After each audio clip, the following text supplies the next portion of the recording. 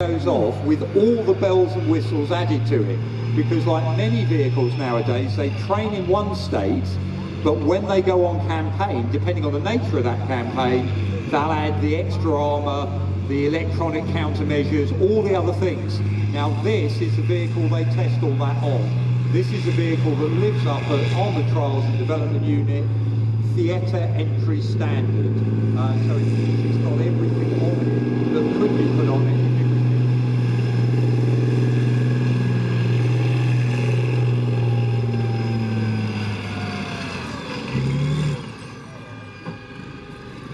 So, first things first, what on earth is all that sort of camo netting that's all over it? So this is a Barracuda. It's essentially designed to reduce the thermal signature of the vehicle. It was originally brought in for Iraq, where the crews were essentially getting cooked inside the vehicles. Even though the vehicle does have a type of air conditioning system, the crews were going down with sort of heat problems. Putting that on instantly reduced the temperature coming into the vehicle. But, as I said, it's there to hide or to mask that vehicle's thermal signature. Most of the fighting, or future fighting conflicts, is going to be done at night using thermal imaging. So if you can reduce that signature, you've got a much better chance of surviving on the battlefield. Now there's other things that you may look at that are half hidden. We've got boxes on the front of the vehicle. This is electronic countermeasures, and as you can understand, the Army are not particularly keen to let everybody know what those boxes do, how they work, and what advantages they give to the crew inside. Same as that tabletop arrangement on the back there for suppression of messaging, of all sorts of bits and pieces. I'm probably saying too much already, but they obviously, we don't want to give the bad guys all the information. Same as the composition of the armour on this Dorchester Level 2 is still officially secret. And there's very good reasons for doing some of this, because sometimes we get a bit bored. They have to keep the security levels up for various reasons there. But quite simply, we don't want to tell the bad guys how to defeat this particular tank. So there we go, we go along with all that. But you can see here the width of the tank goes out because we've also got add-on armour. Yeah, so the armour going down the sides, it serves two purposes. First of all, in conventional warfare, you tend to get shot from your front 45s, as we call it, the 45 degrees either side of the barrel.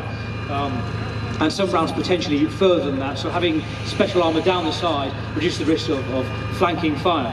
But also on operations, when you're operating in urban environments, it's not just as simple as which direction the enemy is going to be coming from. It's a 360-degree threat. So you'll see all down the side of sort of theatre entry standard vehicles, there's usually some sort of up-armouring system, just to negate that sort of 360 threat.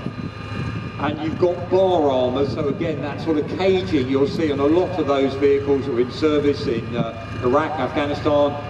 It's add-on armour, but the whole idea of that bar armour, it's about the width to trap a rocket-propelled grenade, or if one of those grenades hits it, it's standing off from the vehicle, so hopefully the jet of hot liquid gaseous metal that's jetted forward is dissipated enough before it hits your main armour. So again, you're trying to do it's a standoff distance, so you're adding. And all of this again because when this tank was designed, we knew the enemy where they were, as was mentioned. Whittaker's Arc, the front 45 degrees, that was what we protected against. Nowadays, look at the type of combat, look at urban, you might be being fired at from all around, and the other one that they've got to think about as well is if you go in urban areas, fired at from above. So we're having to think now of up-armouring on top of vehicles where the armour traditionally in the past tended to be the thinnest. Yeah, you'll notice in Challenger 2, it's designed quite well for that. I mean, it was, unlike the Abrams, where you could be on an Abrams on a Leopard, you'll climb into the loader's hatch and see a piece of aluminium essentially sticking over the roof. It's incredibly thin. Challenger was designed to sort of essentially repel some air attack, some sort of cannons, which allows it to be quite well defended from the top.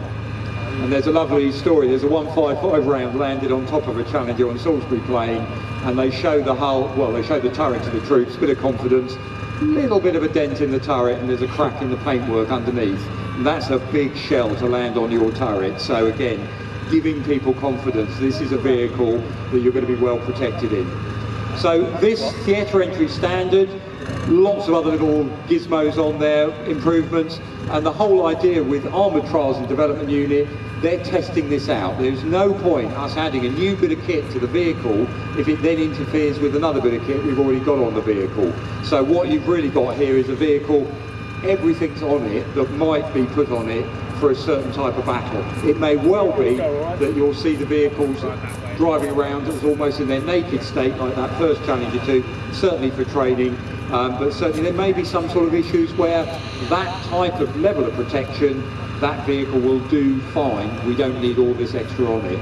But watch this space, because again, this is a vehicle that will be constantly changing as they're adding new bits to it, working out, and then of course we'll be getting Challenger 3. Yeah, and the boys at ATDU, don't tell them I said this, really do graft. My house backs onto their compound, so you can hear them at 6 in the morning starting their engines up, driving for 24 hours solid just to see if a gearbox can take the pressure. So it's an interesting job, but it's pretty hard work. Mentioned Challenger 3, again, we mentioned the last thing, that is going to be the future. It's all paid for, so stand by for that one.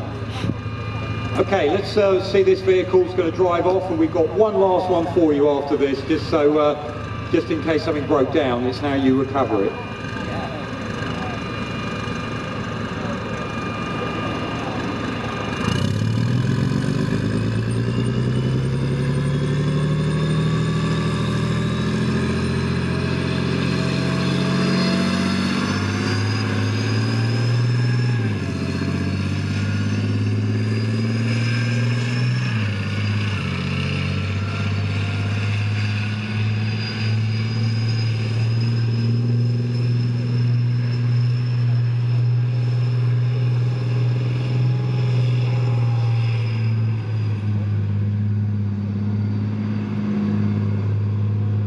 So how does he do that? How does he make a smoke screen? So essentially it's just injecting diesel fuel into the exhaust.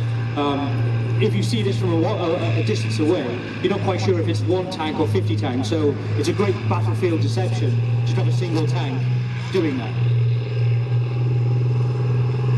It does make it look good for the photographers as well, doesn't it?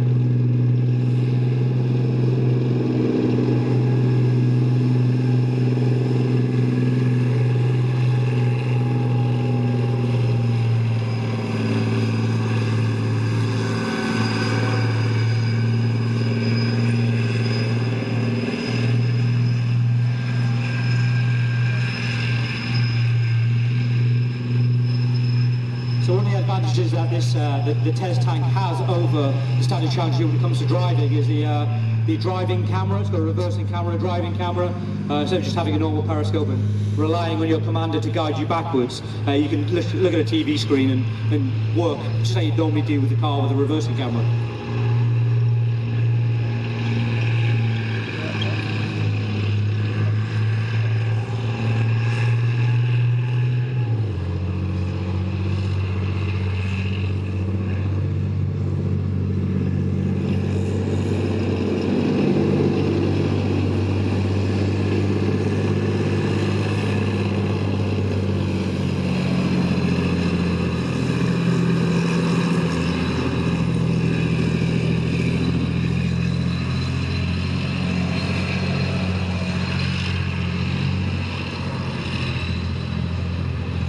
This guy's trying to kill us.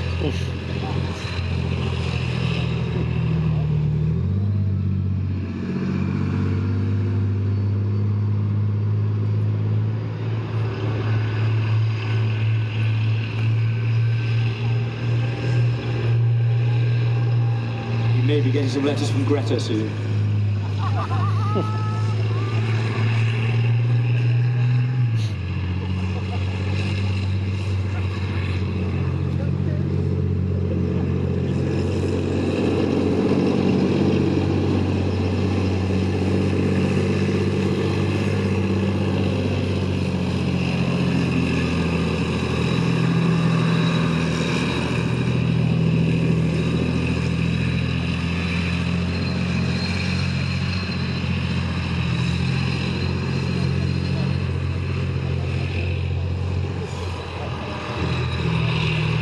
So the last Challenger variant we're going to bring on for you is what happens when that breaks down.